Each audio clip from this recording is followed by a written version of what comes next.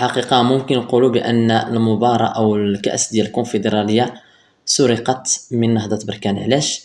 لأن كما شفتوا فما يمكنش يعني هذا المخرج ديال المباراة خصوصا ديك اللقطة ديال ضربة الجزاء، لأن الفار علاش تعمل الفار فقط باش يكونوا دوك اللقطات يعني اللي مشكوك فيهم ولا الأهداف اللي كيكونوا يعني مشكوك فيها خاصها تعاود باش يعني الحكم ياخذ القرار المناسب. هنا شفنا واحد اللقطة ديال يعني ممكن تكون ضربة جزاء، حنا كتبانت لينا بأنها ضربة جزاء، ولكن مخرج المباراة فضل باش ما يعاودهاش ولو مرة واحدة. وشفنا يعني في المباراة كامل ما كانش إعادة الأخطاء اللي يعني كتكون حاسمة للفريق ديال نهضة بركان.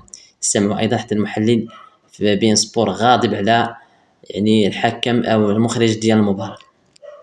أظن ليست هذه أول مرة بركان ذهب ضحية فيما قبل. الرجاء أمام الأهلي لما جاب المخرج ضربة جزاء خيالية والكرة لمست يد اللاعب الرجاء البيضاوي، وهي ما لمستش يد اللاعب الرجاء البيضاوي، لبست في فخذه. لذلك فاليوم لازم أن نهضة بركان صحيح أنه خرج مرفوع الرأس، لكن لازم يرفع شكوى، لأن بهذه الطريقة مش ممكن تستمر. لا لا لا. شوفوا الفرق ما بين مباراة الذهاب ومباراة الإياب. مباراة الذهاب كانت فيه لقطة كان ممكن ينطرد فيها لاعب نهضة بركان، وهيثم تكلم عليها تقريبا 10 دقائق وعنده الحق. ليش عنده الحق؟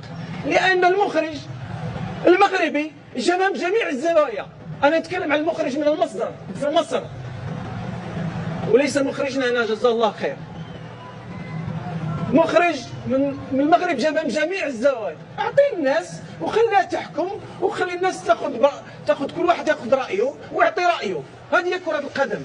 لكن بهذه الطريقه تهضم حقك، ولذلك اظن بان نهضة بركان خرج من المباراه في نفس. وانت تكلمتيني قلتي لي بان اللاعبين نهضة بركان خرجوا من المباراه. معلوم خرجوا من المباراه.